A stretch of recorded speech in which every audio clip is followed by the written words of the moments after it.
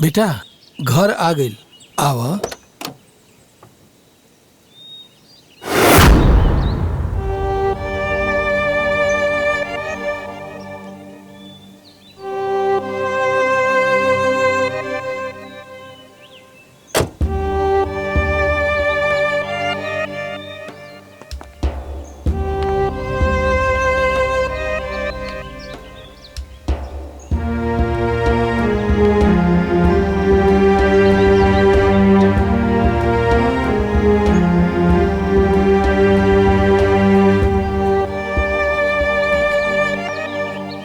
बेटा ऐसे काहे देखा तारू? ई तहार आपन घर है। हाँ आवा, चला अंदर चली। आजा, आवा आवा।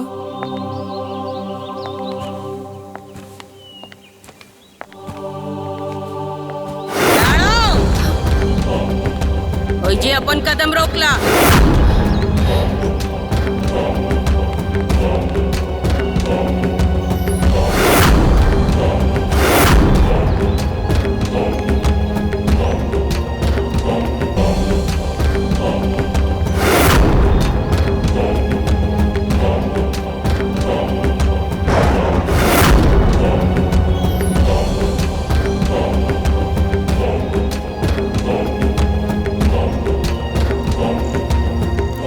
কথা বলো, তোমার কি মনে থাকে না? ई हमार घर है, कोनो धर्मशाला ना कि केकरो के ला के जब पटक देबा।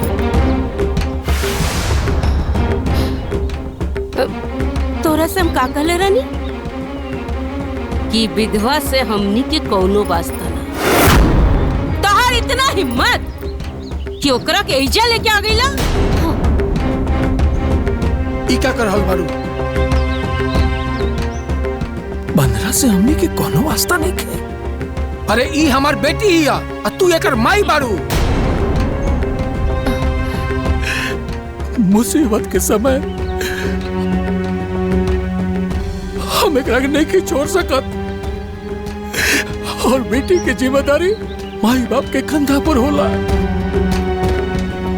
আমার একটা কথা कान खुले सुने नाओ, हम एकरा के अपन कोख से नहीं जन्म देले, हम एकर सौतेली माई है।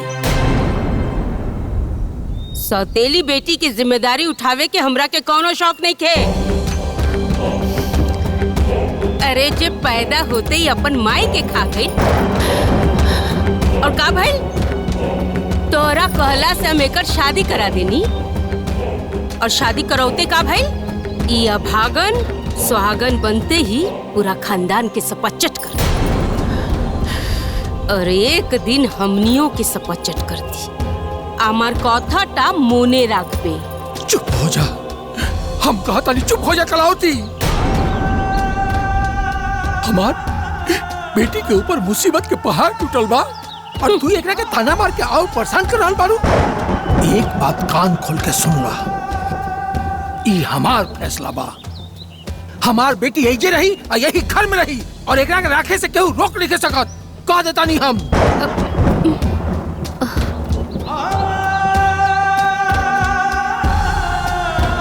आओ बेटा चला, आओ।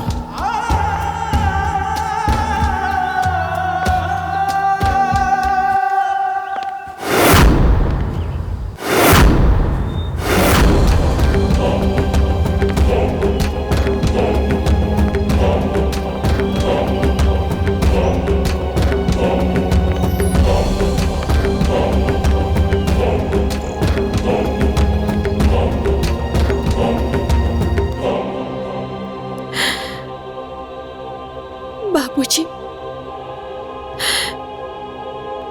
एगो अभागिन के यहाँ लाके रहुआ बहुते बड़ गलती कर देनी। सुहाग के उजड़ जाला के बाद एगो विधवा ना सबके खातिर बोझ बन जाली। रहुआ बोझ के अपन कपार पर मत ला दी बाबूजी, मत ला दी। ऐसा काहे बोला तारू बेटा? है, तू हमारी बेटी हो, बोझ ना। नहीं, हाँ, बेटी अभागिन होके या सुहागिन और बाप के कलेजा के टुकड़ा होले बेटा, टुकड़ा होले।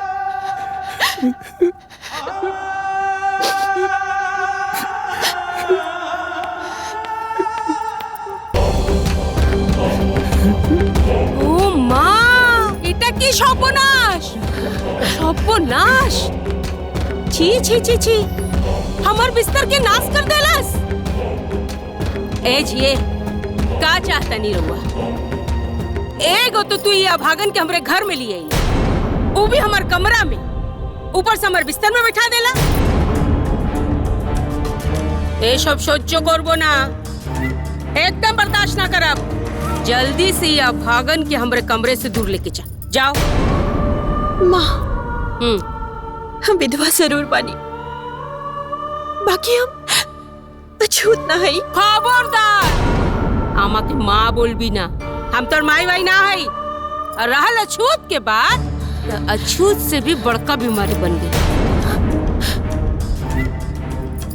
चुपचाप हमारे कमरा से निकल जाओ, निकल। खबरदार जे फिर से घुसे के भी कोशिश की ले। अरे तो ई रही कहाँ? नेका बड़ा शौक बना ये भगन के हमरे घर में लावे के, ले जाके ऊपर वाला कमरा में फेंक दी। अरे कलावती, पहले वो कमरा में नौकर चाकर रात रहे नो। ये कौन महारानी बिया? अभागन हिया। एकर हैसियत ना हमरा नजर में नौकर से भी कम बा। हमरा से ना ज्यादा मुंह मत लगावा, हमार माथा गरम होच्छे। अगर ये अभागन की घर में रखल चाहता रहा तो ओइजे रखे के पड़ी जहां हम चाहब।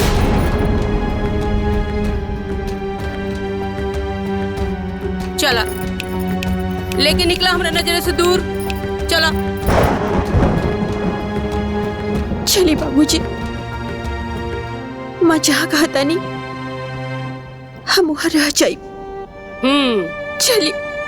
चला बेटा, जाओ जाओ जाओ बेरी जाओ। আরে যাও না, একটা আপদ নিয়ে চলে এসছে আমার মাথার উপরে। সর্বনাশ, বাপরে সব সর্বনাশ করে দিয়েছে আমার বিছনা। अब ऐजा गंगा जल डाल के पवित्र करे के पड़े। गंगा जल क्या होता नहीं, गंगा जल। पवित्रम पवित्रम पवित्रम पवित्रम, सब पवित्रम करे दा।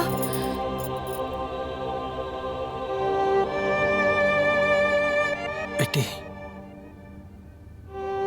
हमरा के माफ कर दो। तू तो कलावती के स्वभाव के जानते बाड़ू हो कैसन बाड़ी, लेकिन बेटा हम ज्यादा दिन तक तारा की कमरा में रहे ना देम।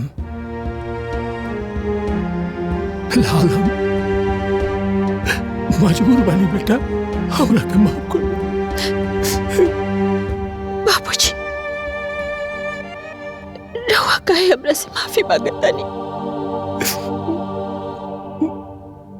अरे हमार तो किस्मत ही हमरा के ऐसा जिल्लत भरल तमाचा मारलस ना, क्या जब सुहागन से अभागन हो गई नहीं।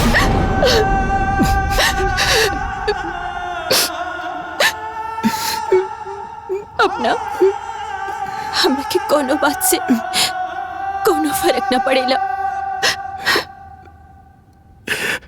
बेटी, भगवान के मर्जी रहे कि तोरा के लाल चोड़ा से सफेद साड़ी पहना दिलन। भगवान के लीला के आगे केहू के ना चलेला बेटा, केहू के ना चलेला। बेटा, बगरे में तार कोनो गलती नहीं के। हम कोनो पाप कैले रही, यही से तारा लोग इतना अपमान करता।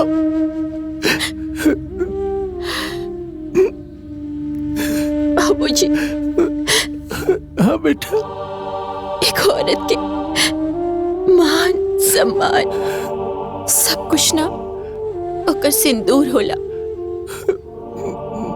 और अब हमरा के मान सम्मान अपमान ये सबसे कोनो फर्क न पड़ेला, कैसे कि भगवान हमार सुहाग छीन के हमरा के तो पहले ही अपमानित कर चुकल बाड़न।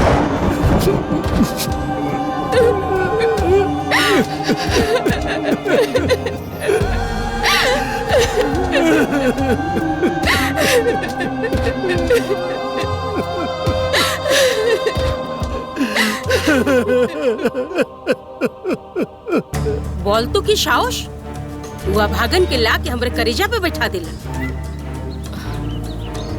मन तो करत है ना कि दोनों बाप बेटी के गला दबा के मार शश करे फिर। अरे दीदिया, इतना गुस्सा मत कर। इतना गुस्सा तोहरे सेहत खातिर ठीक नहीं खे। आई चुप कर तो।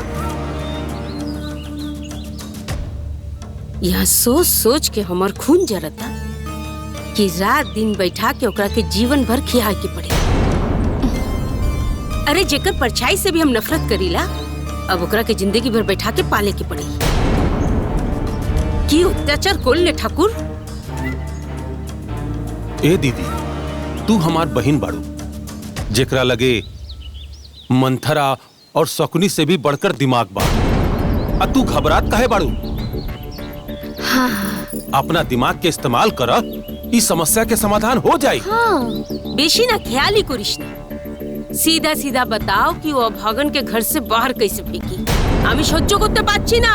वंदना तोहार सौतेली बेटी हो और ऊपर से वो विधवा हो गई बिया, और तू अगर ओकरा घर से निकलबू ना तो ई गांव और समाज तोहरा ऊपर थूकी। आई तू की चास रे? ओकर हाथ गोड़ धो के ओकर पूजा करी हैं? चत शब।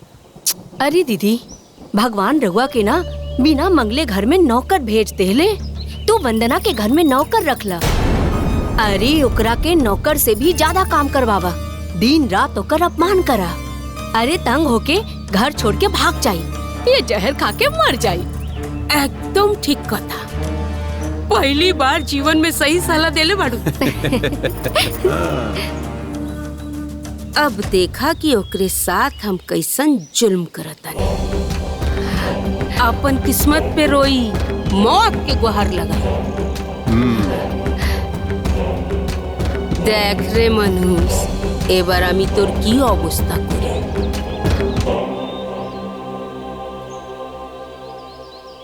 ए वंदना, नीचे आवा।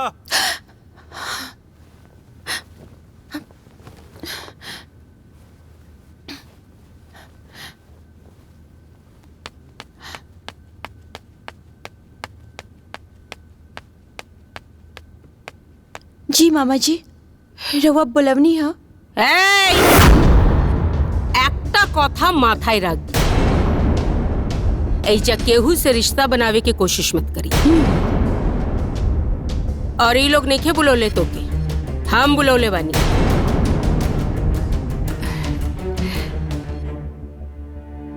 हाँ माँ, बोलो। आई तोर की कोनो कथा मने थाके ना? कितना बार कहनी है कि हमरा के माई वाई ना बोलबे। अब अगर दोबारा माई बोलले ना तो हमार झापड़ तोर मुंह लाल कर देबो चोकता। एगो बात बतावा, तू अपना आप के महारानी समझता रू? जब से आइल बाड़े तब से को भवन में बैठल बाड़े। तोर बाप निकम्मा ऐजा लाके पटक देलस। बाकी ऐजा रहे के बा ता हमार मर्जी से रहे के पड़ी। बुझे ने हमार कथा, ऐजा रहे के बाद तो तोहरा के घर के काम करे के पड़ी। अरे हाँ, काल के जूठा बर्तन रखल बा, सब जाके धोले सब फटाफट। टाइम से खाना बन जाए के चाहिए। चल जाओ। और सुन, हमरा सूते से पहले और उठे के बाद चाय पिए के आदत है। चाय पियावे में कोनो कमी ना रहे के चाहिए।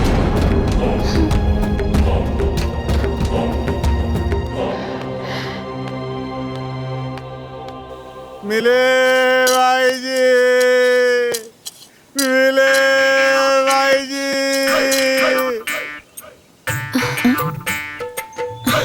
मिले भाई जी,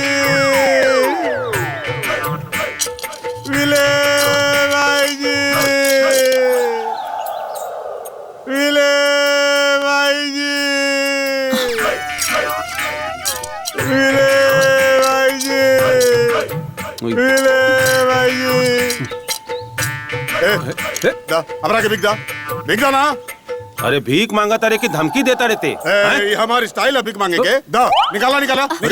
अरे अरे अरे पगला गई बड़े कारे। हैं? हमरा लगे कुछू नहीं खे। नहीं खे कुछ नहीं खे ना। वो काम कर, हाय पकड़ा कुछ नहीं के ना। ना। तो चला हमरा साथ चला, तू भीख मांगा। चला अरे, आओ। अरे भाई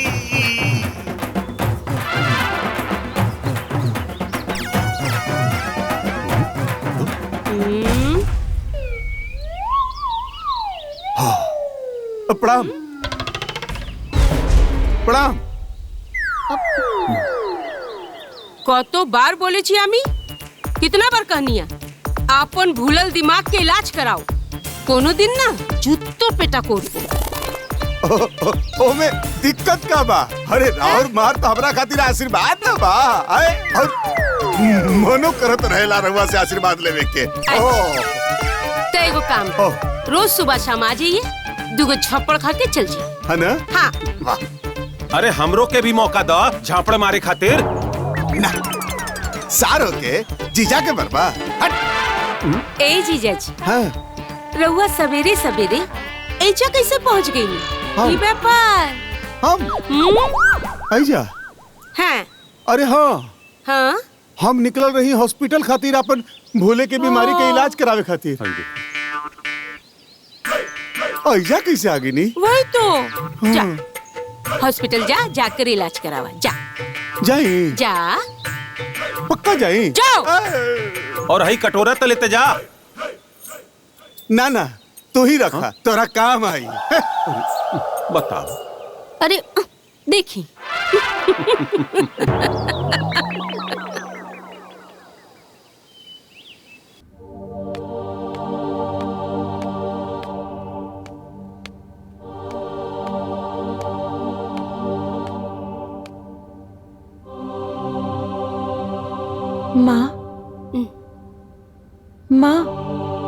माँ चाय पी ली?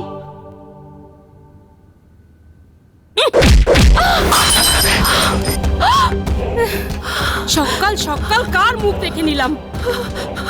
अरे मनुष्य, हाँ? तोर हिम्मत कैसे भइल रे सवेरे सवेरे हमरा पास आवे के? हाँ? अगर तोरा वजह से ना आज अगर हमार दिन बेकार गइल ना तो सोच लिए। चल मुंह ढक, मुंह ढक।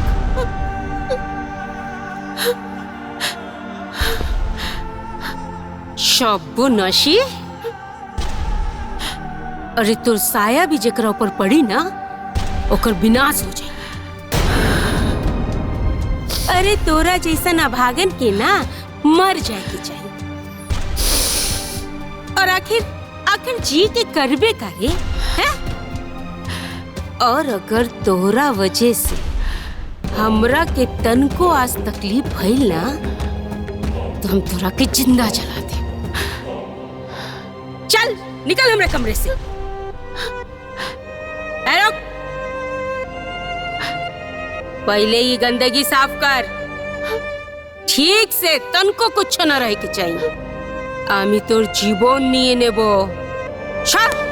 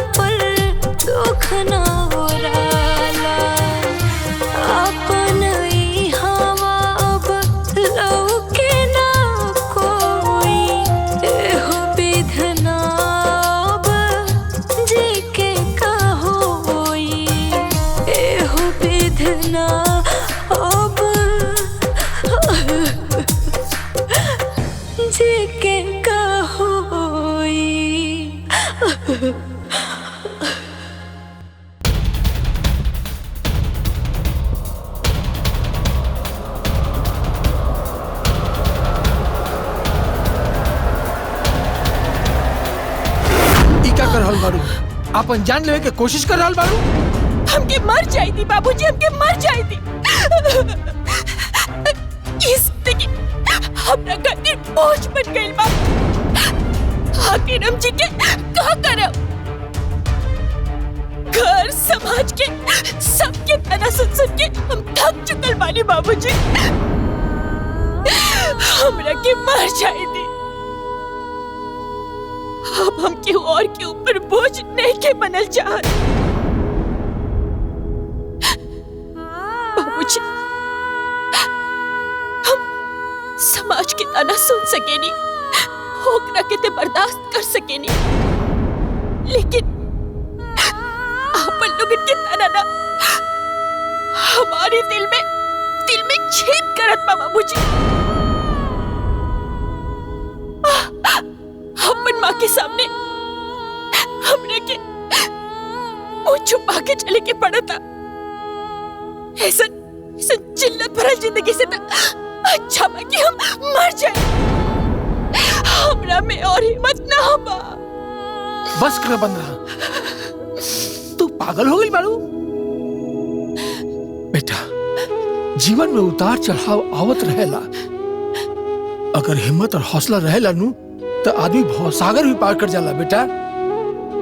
बाबूजी अब ना हमरा में ना उतना हिम्मत बा और ना हौसला। हम एगो विधवा बानी। एक औरत के पहचान देकर सुहाग से जुड़ल रहेला और हमर सुहाग तो उजड़ गइल बा ना, और ओकरा साथे ही हमर जिए के हर एक मकसद भी खत्म हो गइल बा। आज हम जहर खा के मर जाइब ना, तब जाके सब लोग के शांति मिल जाए बाबूजी। ना बेटा, ना।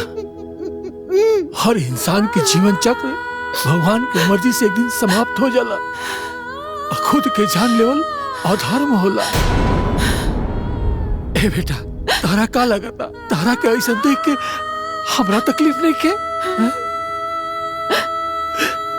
जितना तू तकलीफ में बारू नु, उससे ज्यादा हम तकलीफ में बानी।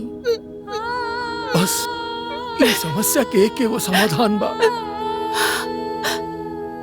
कि जहर पी के हम ही मर जाए।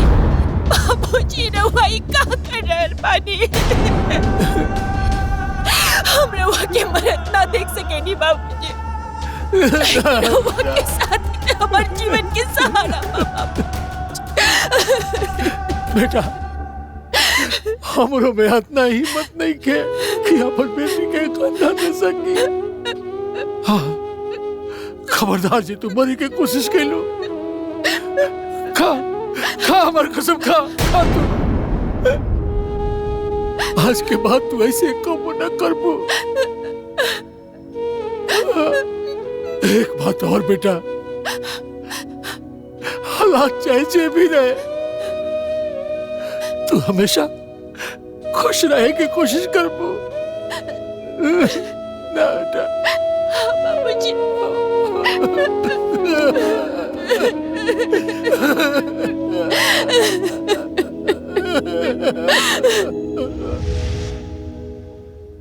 अरे बड़ा भूख लागल बा। ई दीदिया कहाँ रह गईली? का भूख लागल बा? चुप करी, आवत बानी ना दीदी। ओ कोथाई रे? अब ही लेकर रोटी ना बनल बा। अरे कहाँ मर गईली रे? हम पहले ही कहले रहे कि टेबल पे खाना लगते ही हमार रोटी तैयार हो जाए के चाहिए। कोनो कथा मोने था कि ना?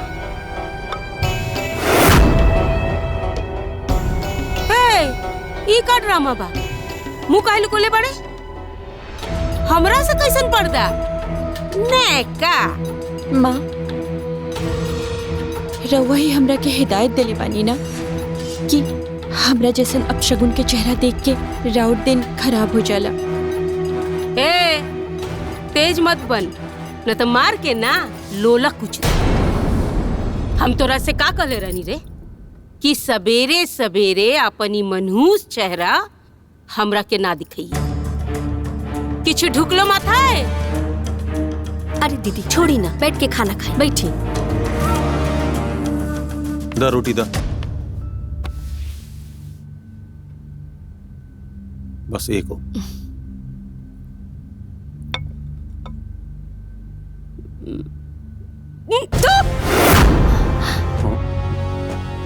नाश कौनो गत के खाना नहीं के बने। मुंह के सारा स्वाद खराब कर देलस। तू ठीक कहता रू दीदिया। अरे ऐसन खाना तो कोनो कुत्ता भी ना खाई। ई हमनी के कुत्ता समझतिया का? अगर खाना अच्छा ना बनल बना तो हम फिर से खाना बना दे। आबार रान्ना होबे? हाँ? फिर से खाना बनी? ई दोबारा खाना बना के हमके कंगाल बनावल चाहता रे। हाँ। जब से ये अभागन ई घर में आयल बिया ना, हमके तनको सुख नहीं।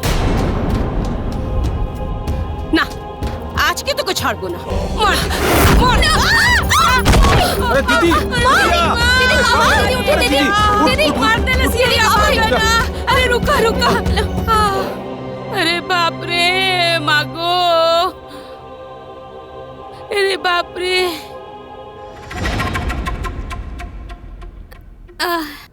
अरे एक तो जोरे मालिश करना।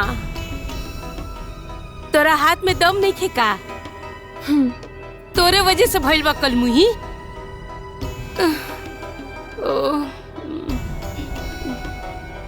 बाबा रे। माँ, हम रउआ से एगो बात पूछी। रउआ हमरा से इतना नफरत काहे करेनी? हमर माँ गुजर गई, हम विधवा हो गई नी। यही से हमरा और कोख से जन्म ना लेनी। हमरा और सौतेली बेटी बानी। यही से हमार जैसन मनहूस किस्मत ना भगवान केहू के ना दी। हम होश भी ना संभल ले रहनी कि हमार माई के साया हमार सिर पर से उठ गई। फिर रउआ हमरा जिंदगी में आई नहीं। सोचनी कि रउआ हमरा के हमार माई जैसन प्यार दे, लेकिन पता ना काहे बचपन से रउआ हमरा से खाली नफरत ही कईनी। फिर जैसे तैसे हमार बियाह भई और सोचनी कि नैहर के सगरो दुख ससुराल में खत्म हो जाए। पर अफसोस हमर सुहाग छिन गई। भगवान सबसे ज्यादा दुख में हमार जिंदगी के डाल देले बानी। हमार जीवन ऐसन अंधकार में बीत रहल बाना कि ना कोनो सहारा बा, ना जिए के कोनो मकसद। बेटे एक मिनट, यहाँ आओ। ए जाओ।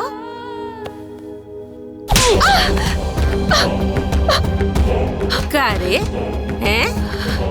तोरा के का लागल कि हम बुढ़बा खई आई बोका? हमरा पैर में मालिश करके मीठा मीठा बात करके हमरा के लपेट लेबू।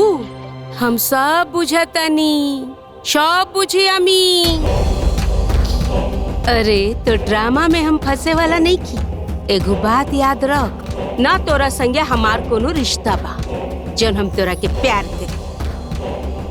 जा यहाँ से भाग जा। सब नशी को थकर।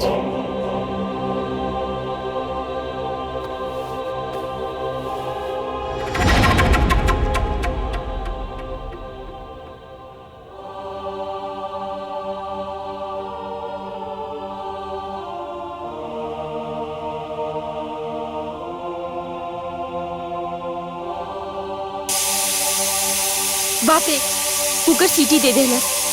कहीं चावल जल न जाए। हम जाके गैस बंद कर देता नहीं, फिर वो आयरन करब।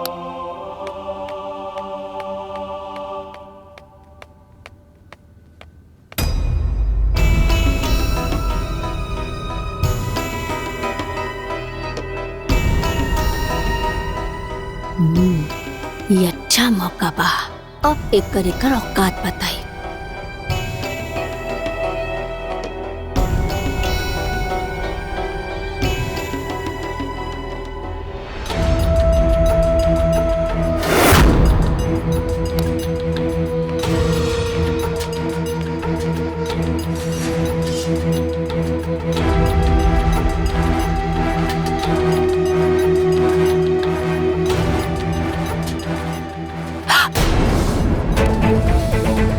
हे भगवान, हम तो आयरन के बगल में रख के गई रानी और स्विच भी ऑफ रहे। तेरी साड़ी जल कैसे गई? हे राम, बाप रे बाप, ते सारे जला दे ले ना मम्मी। हाँ? ना मम्मी। कुलक्षणी, हाँ? ते दीदी के इतना महंगा साड़ी जला दे ले, हाँ? तो राख में मोतिया बिन भइल बा का? हाँ? रुक दीदी, ए दीदी जल्दी आई, रुक तो राखी। अरे की है छे, का भई? देखी ना, राउर इतना महंगा साड़ी जला दे ले सन।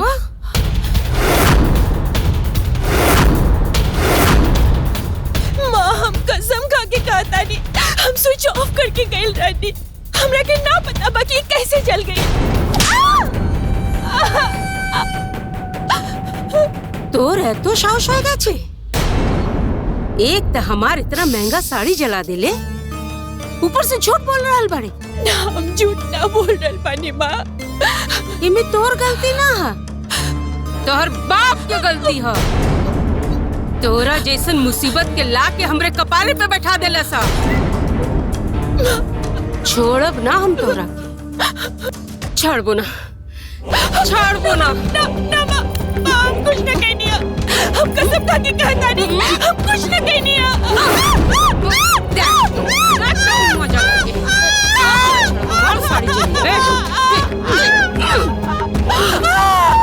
ऐसा लगता है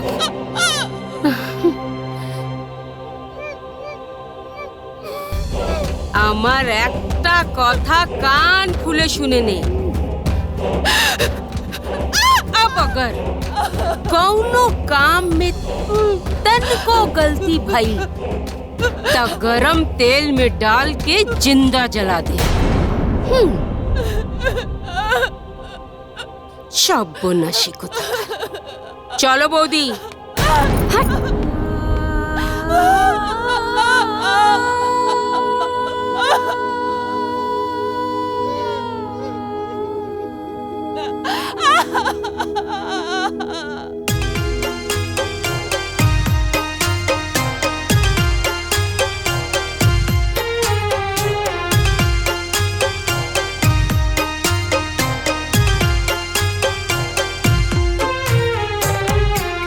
जीवन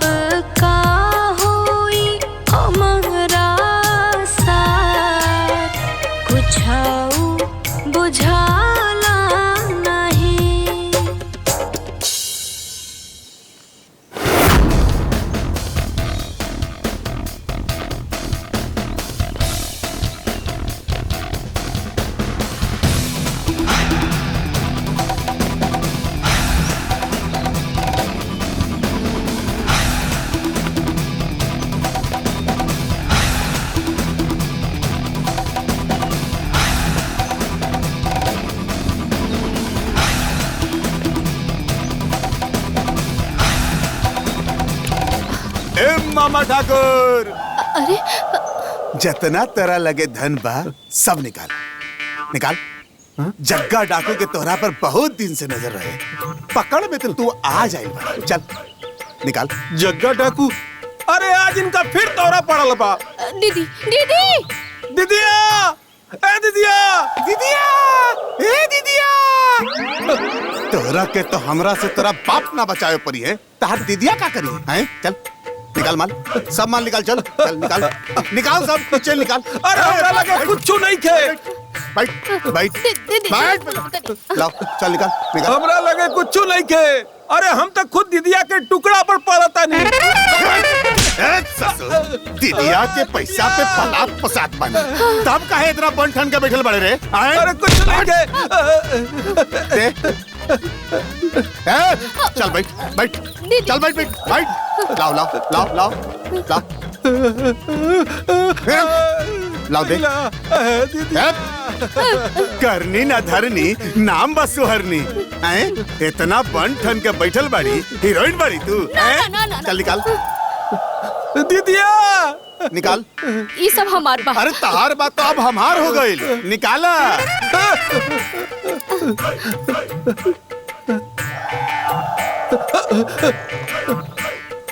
दीदिया,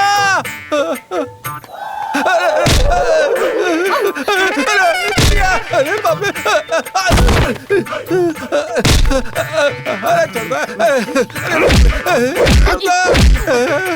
अरे बाप रे,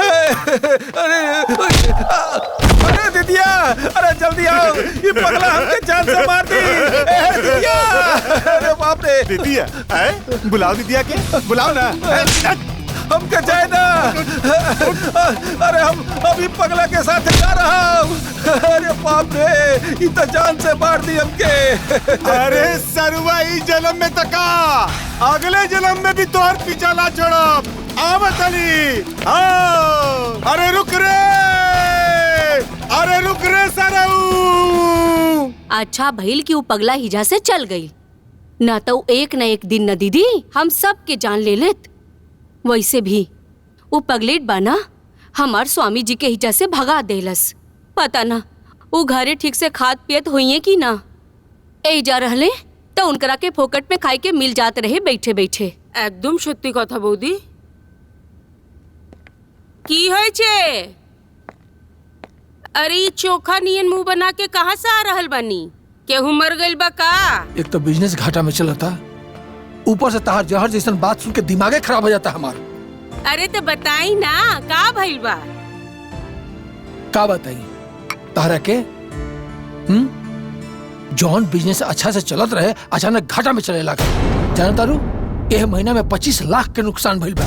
शॉपो नाश हो गई शुरुआत, हो गई। अरे हम तो पहले ही जानत रहनी है कि इनका आइला के बाद घर में बर्बादी के दिन शुरू हो गए। अरे ये अभागन मनहूस जहाँ कदम रखी वहाँ नुकसाने ना हुई। अरे अभी तो कुछ ना भइल, आगे आगे देखिए लोग दाना दाना खातिर मोहताज हो जीबा लोग। का फालतू बात करत हूँ? इमे बदना के का गलती बा? दोषर कथा की बोल छी? अरे सारा के सारा गलती एकरे हो। हाँ। अरे कर पैर जहाँ पड़ी ओकर सुख चैन कुल छीन के खा जा। मिथ्ये कथा बोल छी ना ही एकरा पे हम कोनो लालछन लगा रहल बनी, हकीकत कह रहल बनी, हकीकत। पैदा होते ही अपन माई के खा गईलस, बिया करौनी तो जाके ससुरारी में सबके खत्म करके चबा के खा गईलस। एबर देखे नहीं हो बौदी, अब एक दिन हमनी के सबके चबा के खा जाई। ना ना ना मनहूस। ठीक कहता नहीं माँ, हम ना बहुत अभागे और अब सकुन बानी। हम जहाँ भी जाली लोग के सुख में आग लग जाला। लेकिन अगर हम इतना ही बुरा बानी तो भगवान हमरा के पैदा काहे कैलन? जब दुख और दर्द के आग में हमार जीवन जल रहल बाना, वो तकलीफ सिर्फ हमरा के पता बा, सिर्फ हमरा के। माँ, हम राउर कोख से पैदा नहीं खेलेली बानी ना, ये से रउआ के हमार तकलीफ ना बुझाला। अरे मागो माँ काली बाची है चो। अरे बहनी, बहुत बढ़िया भइल बा कि तू हमरे कोख से ना जन्म ले लुआ, न तो अब तक तो हम मर गई रहती। मनहूस अभागन कहीं के। हाँ।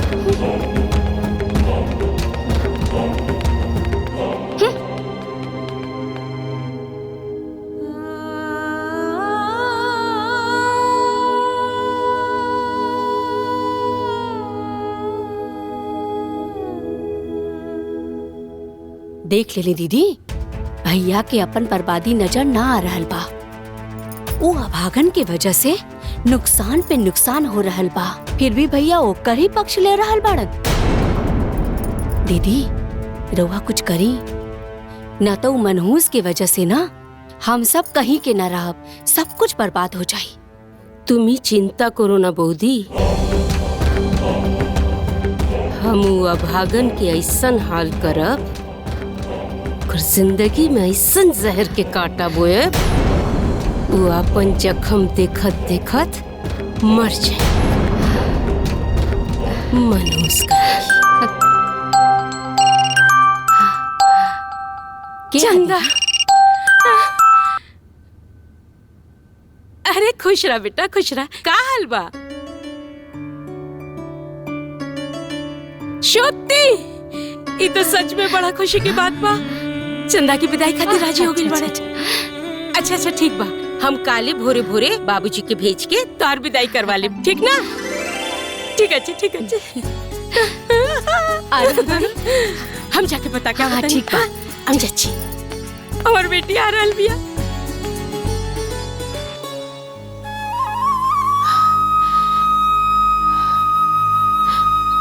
घर में केहू कतनो कुछ कहे, कतनो कुछ बोले, कोनो बात के ध्यान मत दिया।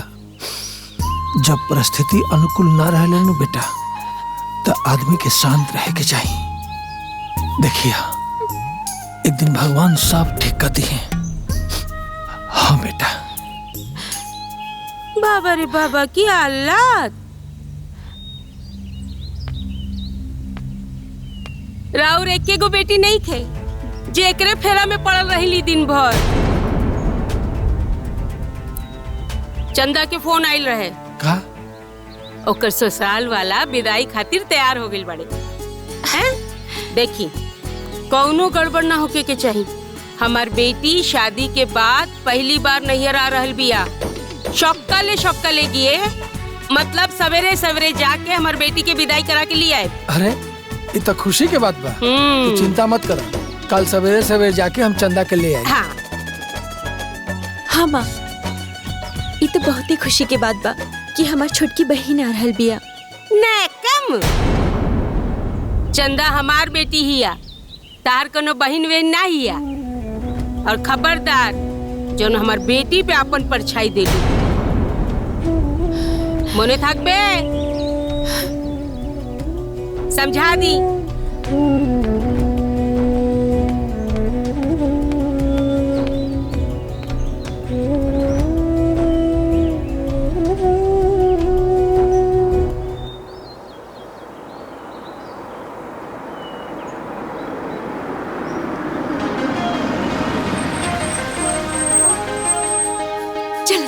चलो माँ, गोर लगा तानी। अरे खुश रहा, खूब आनंद थाको। हमार बिटिया के केहू के नजर ना लागे। रुका, ऐसा कैसे उतरता रू? अरे हमार लक्ष्मी बिटी आई है, पहले नजर उतारा फिर फूल बरसाई तब ना भीतर लेके जाए। हाँ ए ना बहुत लाई এটা ধরো।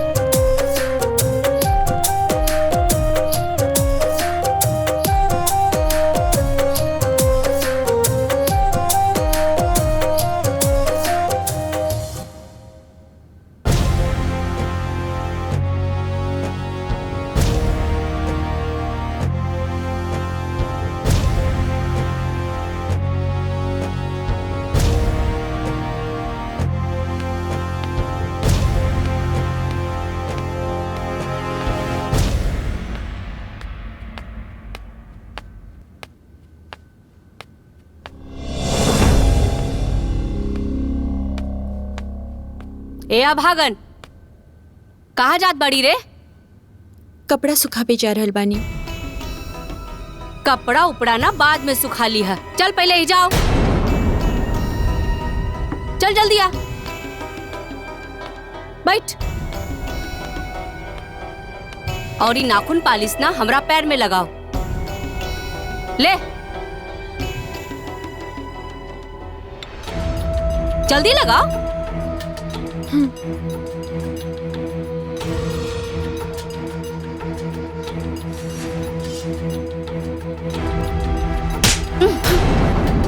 ये फर्क होला एगो सुहागन में और एगो अभागन में।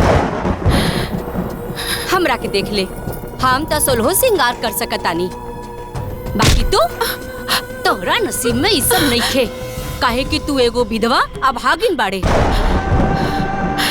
और तोहरा के पता बा कि सफेद साड़ी एगो विधवा के काहे पहनावल जाला? काहे कि सफेद कपड़ा एगो लाश के ढकल जाला, ओढ़ावल जाला, और ते एगो जिंदा लाश बाड़े, लाश। चला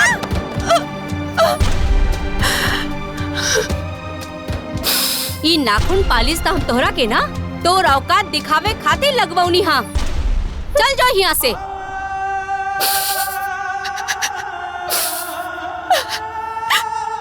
और जल्दी बारू करे करा के दिमाग खराब कर लिया।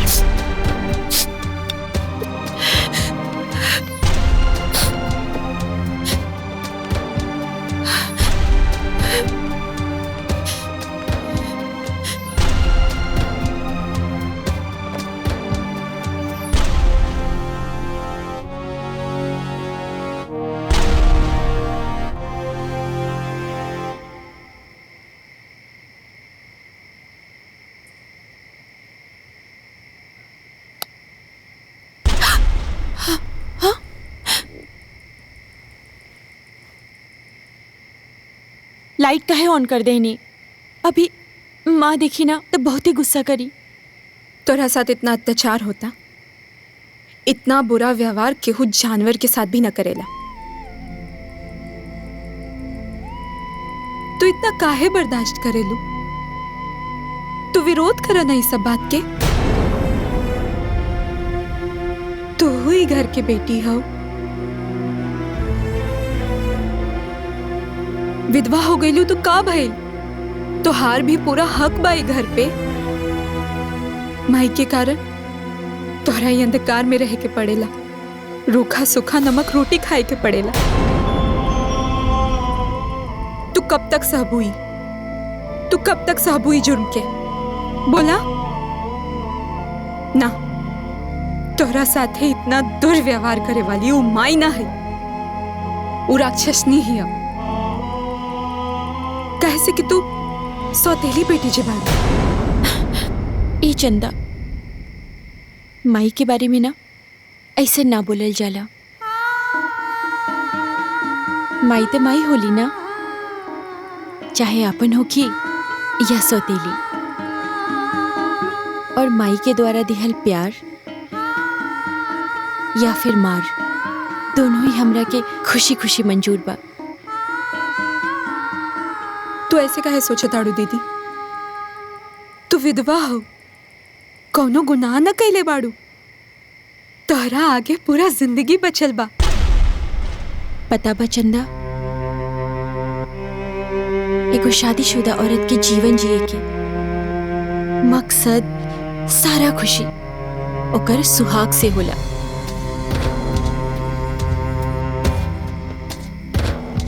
मगर अभागिन बल्ला के बाद ना सब कुछ खत्म हो जाला।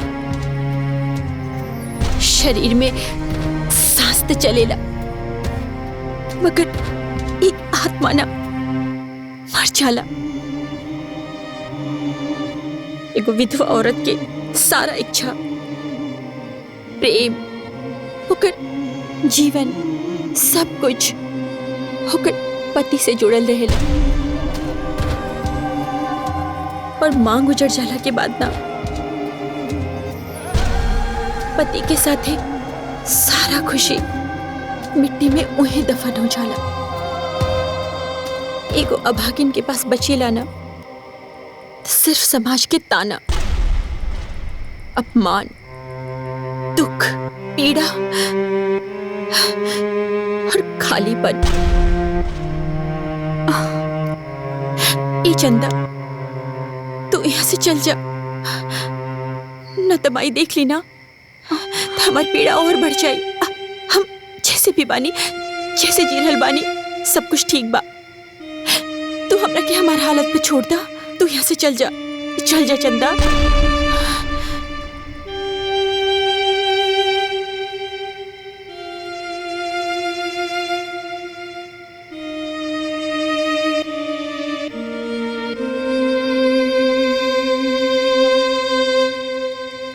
अरे ई कैसन बात कर रहल बानी? ऐजा हमार घर बा और रउआ होटल में काहे रहब?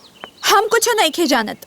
जबले राउर काम खत्म ना हो जाए, बिना संकोच के रउआ हमरा घर पे रहब, ठीक बा? की होलो? हाँ, का भइल? केकर फोन ह?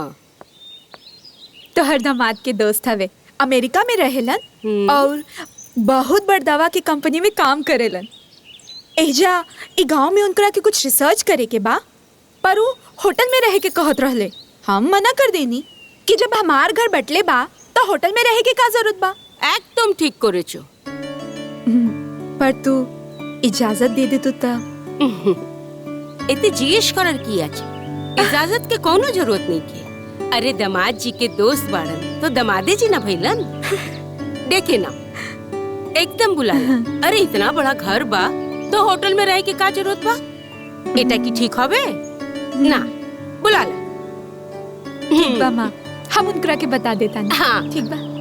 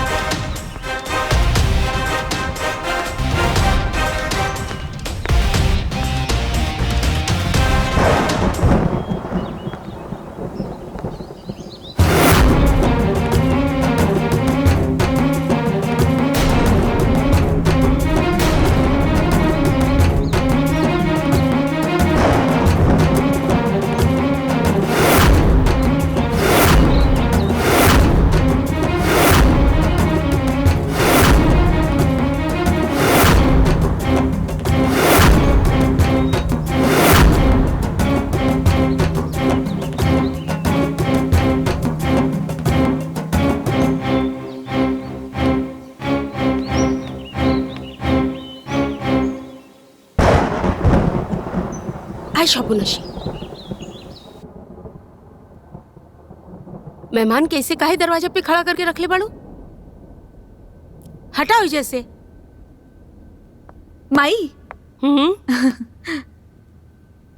तोहरा बारे में हम तारीफ के पुल बांध ले हैं कि हमार माई मिसाल बाड़ी। सौतेली बेटी के वो अपन बेटी से ज्यादा प्यार करेली। और तू अपन दामाद के दोस्त के सामने अपन बेइज्जती कर रहल बाड़ू। आगे बोल भी तो ये सब पहले बतावे के चाहिए ना। अब देख तू हमारा एक्टिंग।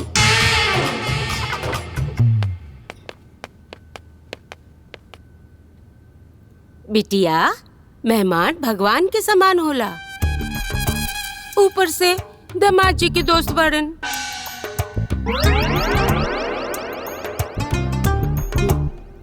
चला कोनो बात नहीं के, जाके इनकर खातिर चाय नाश्ता के इंतजाम करा। हाँ ताड़ाताड़ी। जी।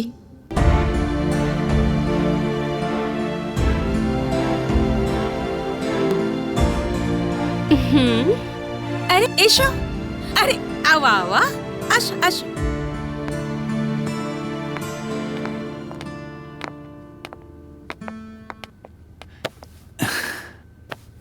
शुक्रिया माँ जी। रउआ के बारे में हम जितना सुले रहनी ना, रउआ उसे बढ़ के बानी। रउआ एकदम देवी के रूप बानी, देवी के रूप।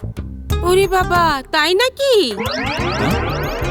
अब तू हमरे बारे में ऐसा सोचेला? हमार मतलब बा आवे में कोनो तकलीफ तो ना भइल ना? कैसन बात कर रहल बानी माँ जी? रउआ के रहते हमके कोनो तकलीफ हो सकेला का? बहुत अच्छा कहनी है जाके। अब जब तक तो हर काम न खत्म हो जाए तू ही है रह हमारे घरे। रउआ सबे के तहे दिल से शुक्रिया, वरना आज के जमाने में एक अनजान आदमी के अपने घर में के रह के देला। ओरे बाबा এটা তোমারই ঘর, হ্যাঁ তুমি আমার জামাইয়ের মতন। अरे अरे एके अपन ही घर समझा। और वैसे भी तू हमार दामाद जैसन बाड़ा। तोरा के जब तक मन करे तब तक ऐसे रहा। थैंक यू माँ जी।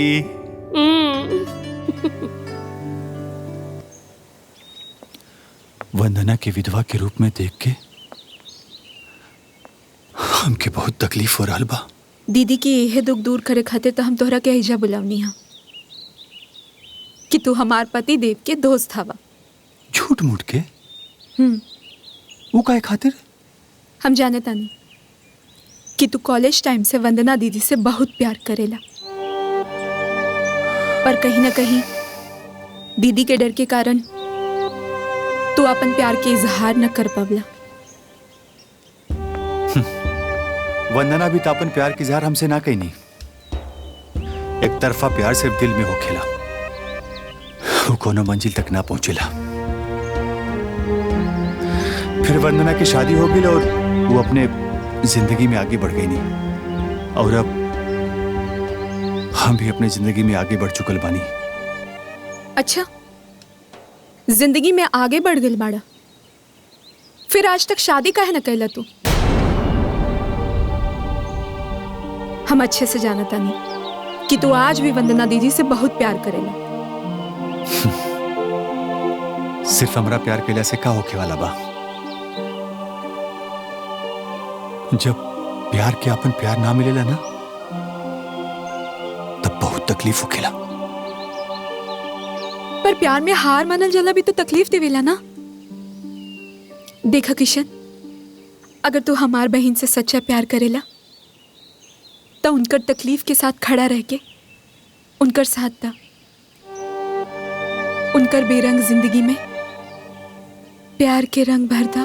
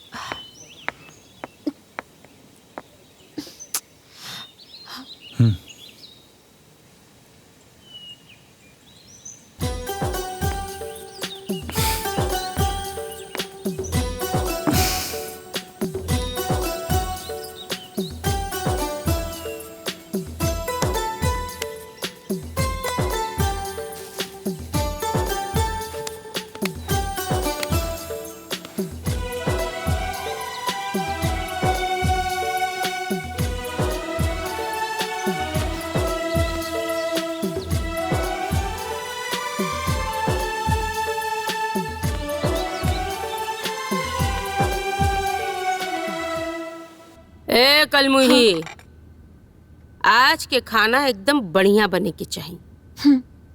तनको कमी भइल ना तोर खाल खींच ले, जीवन शेष करे देबो। टन टन, आज के खाना हम बनाई। इटा की बोल छो? हाँ? ई का बोला तारा? तू खाना बनेबा तो हमरा के पाप ना चढ़ी। वैसे भी तू हमरे घर के मेहमान हुआ, और मेहमान से क्यों खाना बनवावेला? ए ना चलबे, ई ना चली। अच्छा देखी माँ जी, रउए ने कहले रहनी ये घर हमार भी बा, तो अपने ही घर में खाना बनावे खातिर केहू के मना कइल जाला का? देखी, अगर आप हमके खाना बनावे से मना कहीं नहीं ना तो हमके बहुत बुरा लागे। और हाँ, हम ना खाना बहुत स्वादिष्ट बनाईला। अच्छा। हाँ, और हमरे हाथ का खाना जे भी खाला ना ओके बहुत आनंद आवेला। और अगर रउआ सबे के आनंद आई तो हमके भी खुशी मिली ना। अच्छा अच्छा ठीक है, ठीक बा, तू अपन मन के इच्छा पूरा कइला। अब खुश? Thank you.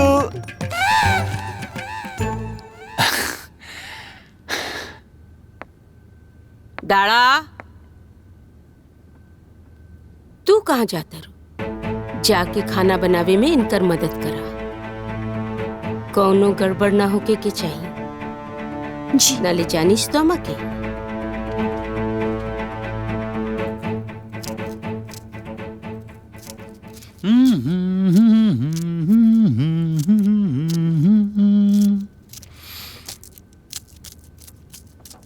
किशन, ई कुल ठीक नहीं खे।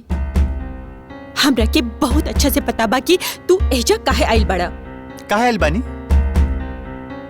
पाहुन जी के साथ ते तोहर दूर दूर तक कोनो दोस्ती नहीं खे। तू एजा पाहुन जी के दोस्त बन के काहे आइल बड़ा? वंदना, तू सही कह रहल बड़ू। पाहुन जी हमार दोस्त नहीं खे, और ना ही हमार उनके साथे दूर दूर तक कोनो रिश्ता बा। एजा हम तोहरे खातिर आइल बानी। हाँ? और कारण आज हम तोके नहीं खे बता सकेनी। देखा किशन, हमार जिंदगी पहले से बहुत मुश्किल में बा, एकरा के और मुश्किल में मत डाला। वंदना, तोके हम वही मुश्किल से तो निकाले खातिर आइल बानी। हम भगवान से दिन रात प्रार्थना करीला कि तोके दुनिया के हर खुशी मिले, और हमके तू।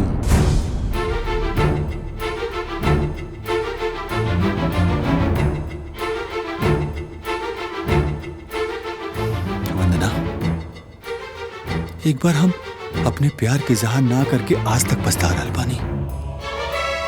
अब हम गलती दोबारा नहीं करे के चाहत। हम तोके दोबारा नहीं की खो सकत। यही से आज हम अपने प्यार का इजहार कर रहल बानी। तू हमारे प्रार्थना का एक बेहतरीन ख्वाब पाड़ो। आज हमारी हाथ थाम के हमके और हमार ख्वाब के पूरा करता। ज्यादा ख्वाब मत देखा। हम यहाँ बहुत खुश बानी। हमरा के केहू के कोनो साथ के जरूरत ना बा, और ना केहू के प्यार के। तोरा के का लागता कि हम विधवा बानी, सफेद साड़ी में बानी, ते हमरा के केहू मर्द के मोहब्बत की जरूरत बा? और एक बात कान खोल के सुन ला, ना हमरा के पहले तोहरा से कोनो लगाव रहे, और ना अब बा।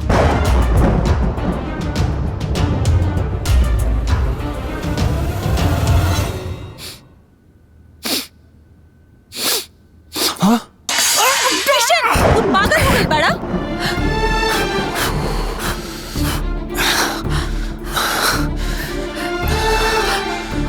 हाथ चला ले ला।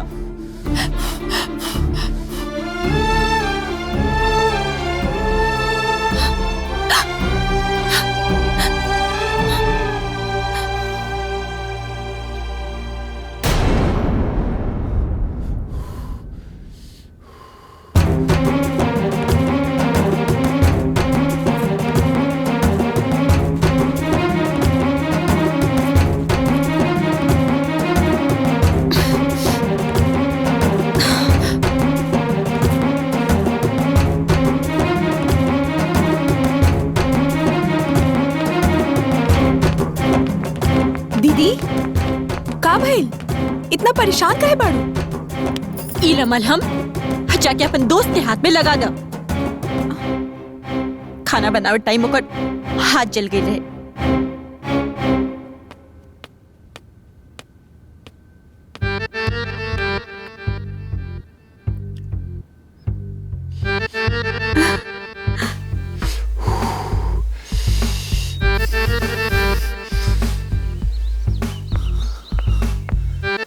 अरे रे रे, ये हाथ कैसे जला लेला?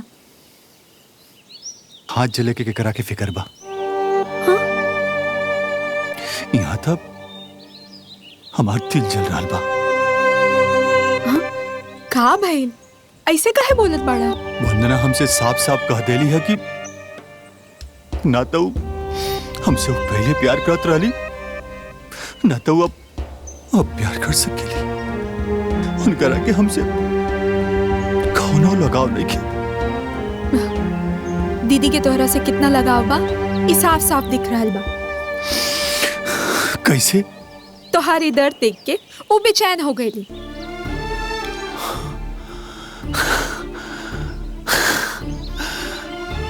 तू सच कहा तारू? हाँ, और ये बात के सबूत ई है। चलो छोड़ा, लावा हम दवा लगा दी। लावा ना,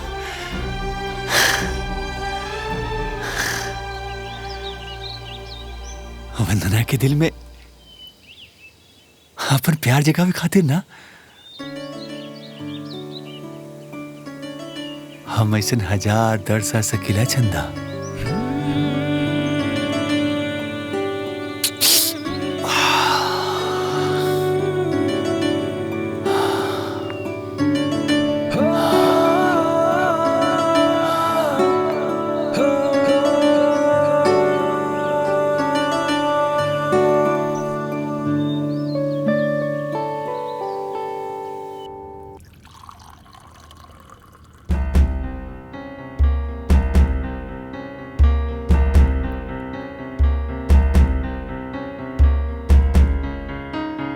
अरे वंदना, बैठा ना तो हूं खा।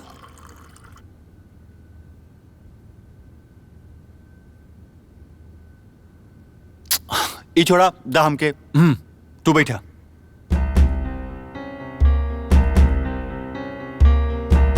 हम बाद में खा लेब ना, रवा लोग खाई। अरे बाद में काय खेबू? सब जने खात बड़े साथे में बैठ के खा। बैठा। अरे अम्मा जी, अब रहुए बोली ना कि यहो बैठ के हमने के साथे खाएं। बैठा बैठा।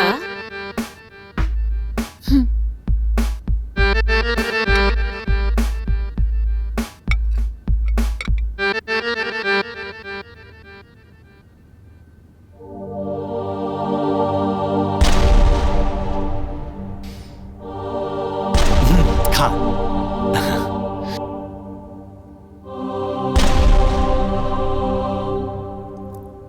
अरे खा, का इतना सोचत बाड़ू? खा।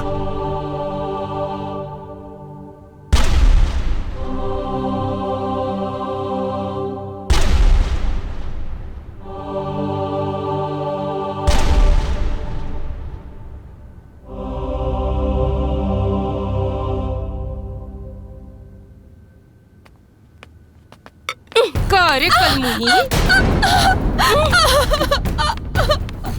जब से ही किसनवा आइल बा तोहरा के कुछ ज्यादा समझ में आ रहल बा। बेशी बुझेश ना माँ, आखिर हम खुद के हम काहे समझब? ता तो औकात कैसे भइल रे? हमरा लगे टेबल पर बैठ के खाना खाए हैं? शाउश बाचे ना माँ, हम अपन मर्जी से ना बैठले रहनी। हम तो किशन के दबाव में। कौना चीज का दबाव है? हम के शिकचिश हाँ? ते बहाना ना बना सकत रहले, मना ना कर सकत रहले। हाँ? ना तू उछल के आके हमरे बगल में बैठ गई ठूसे खातिर। ए सत्य कथा बोल कि तू लोग दोनों के बीच में का चल रहल बा? ना माँ, कुछ ना चल रहल बा। रवा के जरूर कोनो गलत फहमी हो गई बा। अच्छा, तो हमने के गलत फहमी हो गई बा?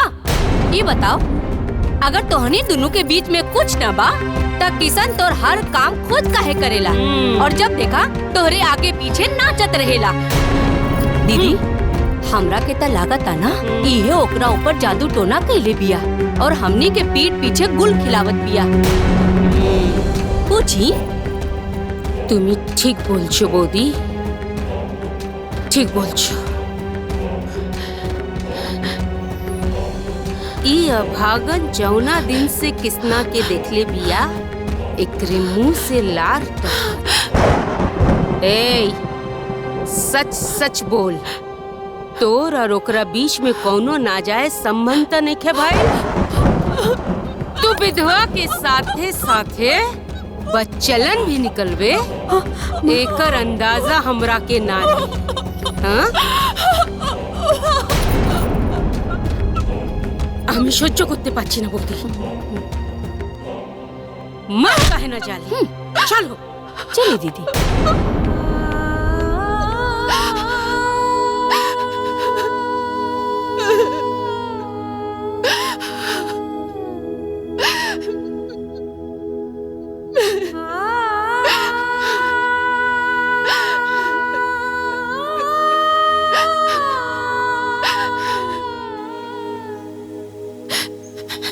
तोर और ओकरा बीच में कौनो नाजायज संबंध त नइखे भाई? तू विधवा के साथे साथे बच्चलन भी निकलवे, एकर अंदाजा हमरा के ना रही।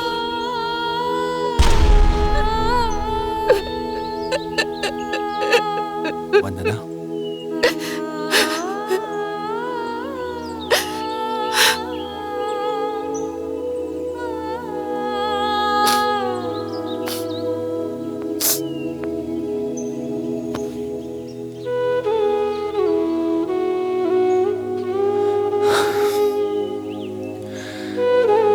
हम तोहरा के और तकलीफ में ना देख सकेनी।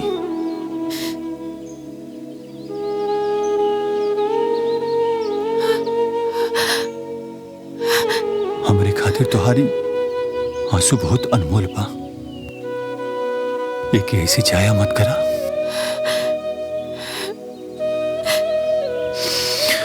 हम तो के जिल्लत भरी जिंदगी से बाहर निकाल के तो से शादी करे के चाहता नहीं। हाँ वंदना, वंदना, तू हमरे खातिर दुनिया के वो आखिरी इंसान बाड़ू जेकर हर चीज हमरा से जुड़ल बा। हम तो से बहुत प्यार करीले। बस एक बार तू हिम्मत करके हमारा हाथ थाम ला, फिर तू देखिए ये पूरा दुनिया तोहार सम्मान करी, तोहार इज्जत करी।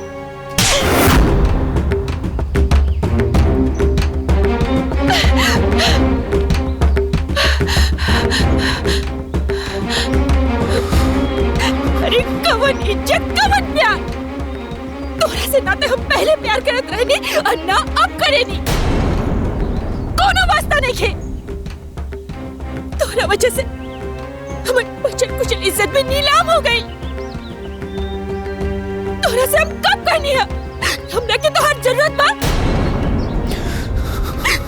या हमरा के तोरा से प्यार बा? तू हमरा के विधवा के रूप में देख के हमरा के कमजोर समझ लेला ना। आज सिर्फ और सिर्फ तोहरा वजह से हमारी सफेद साड़ी पर दाग लग गई। आज हम खुद की नजर में गिर गई निहा। अरे वंदना, ऐसे काहे कर रहल बाड़ू? देखा, हमारी इरादा गलत नहीं के बा। हम तो से शादी करे के चाहता नहीं और इज्जत के साथ तो के अपने घर ले जाए के चाहता नहीं। अरे कवन प्यार, हमरो के ना तो और प्यार चाहिए और ना ही साथ। तोरा वजह से हमार चरित्र पर आज उंगली उठल बा और हमरा के यार के मंजूर ना बा। हमरा के हमार हाल पर छोड़ दा, छोड़ दा। वंदना, अब हमरा के अपन माथा पर और कोनो कलंक ना जाए। वंदना एक बार हमारी बात तो सुना। तू यहाँ से ना जेबा तो हमर मारल मुंह देखबा। तू यहाँ से चल जा।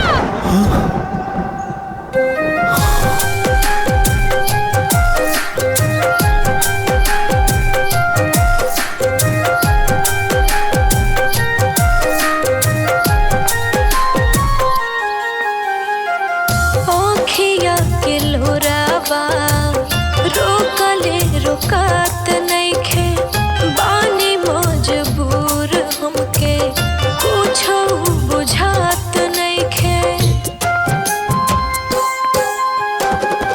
आँखिया के लोरावा रोकले रोकात नइखे बानी मजबूर हमके कुछो बुझात नइखे।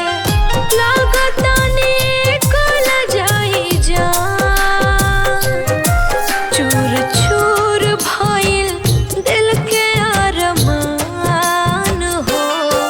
चूर चूर भइल दिल के अरमान।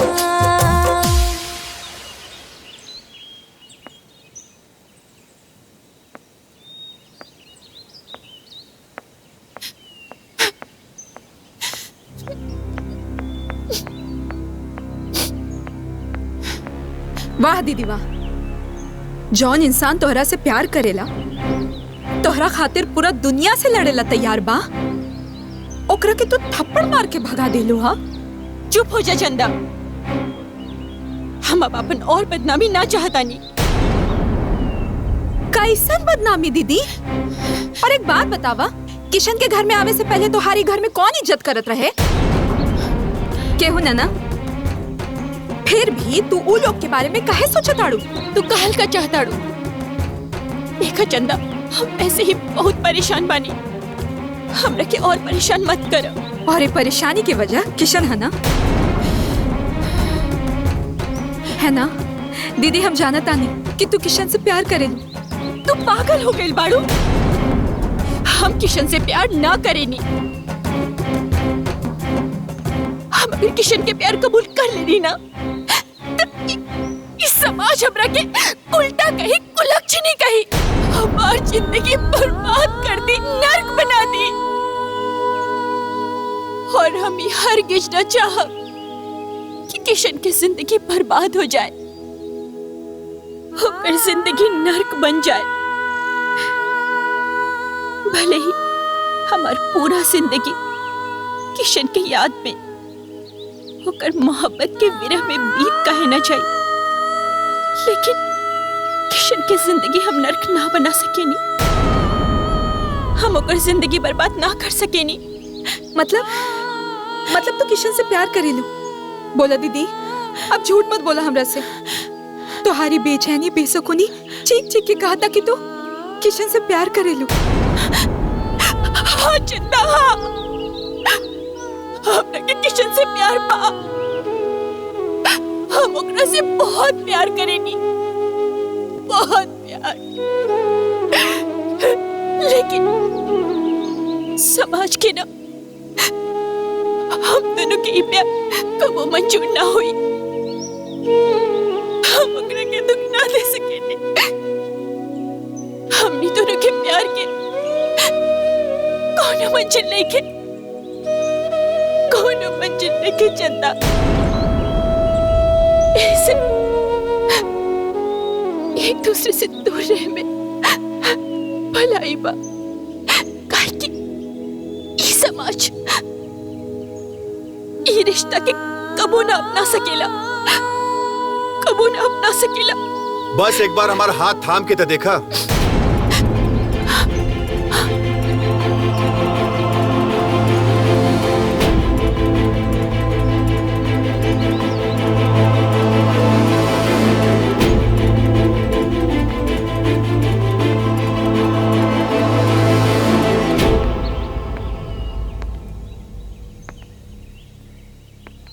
फिर हमनी के साथ हर जन्म की हो जाई। वंदना, तू हमरे प्यार के ऊपर संदेह मत करा। बस हिम्मत करके एक बार हाँ कर दा, फिर हम पूरे समाज के सामने तोहके आपन दुल्हन बनाई। और ये सब हम तोहरे खातिर ना कर रहल बानी, और ना ही तोहरे ऊपर तरस खाके तोहरे ऊपर कोनो मेहरबानी कर रहल बानी। हम तोहसे बहुत मोहब्बत करीले। अगर तू हमके ना मिलू ना तो हम मर जाए। खबरदार जी, मरे के बात कहला था।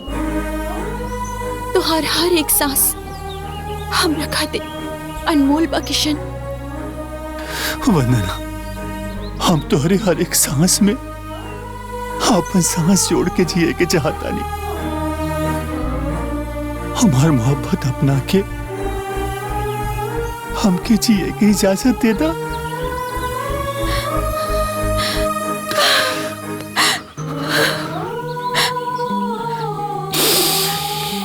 शापोनाश!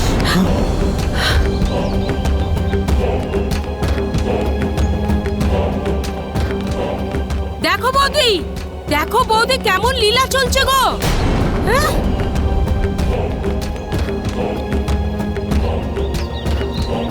अरे कलमुही, एकर मतलब हमनी के शक सही रहे। हाँ? एकरा संगे तोर चक्कर चल रहल बना। हाँ।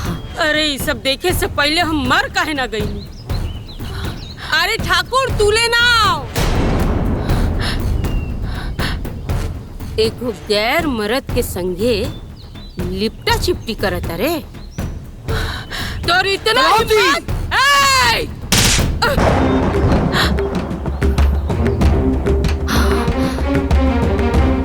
ई हमार बेटी हिया, तार नौकरानी ना, समझ लो। आज से हम अपन बेटी पर ना जुल्म होके देम ना लांछन लागे देम। अब हमरा समझ में आ गई कि दुनिया में सौतेली माँ पे लोग विश्वास काहे ना करेला। काहे कि हर सौतेली माँ तारा जैसन होतो कि सब। एक बात और सुन ल कलावती, आज से हमारी बेटी आपन जिंदगी अपना हिसाब से जी, तारा हिसाब से ना। समझ लो।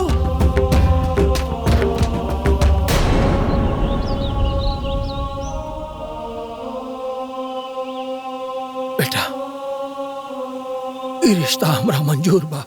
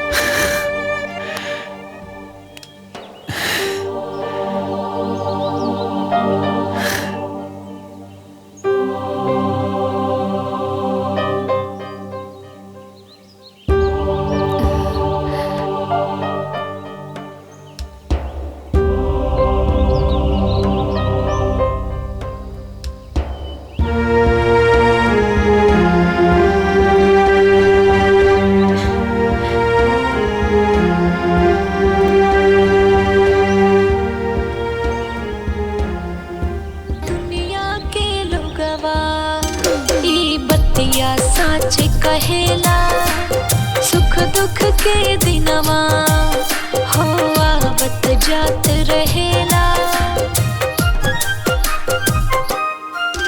अरे दुनिया के लोगवा ई बतिया सच कहेला, सुख दुख के दिनवा ई आवत जात रहेला।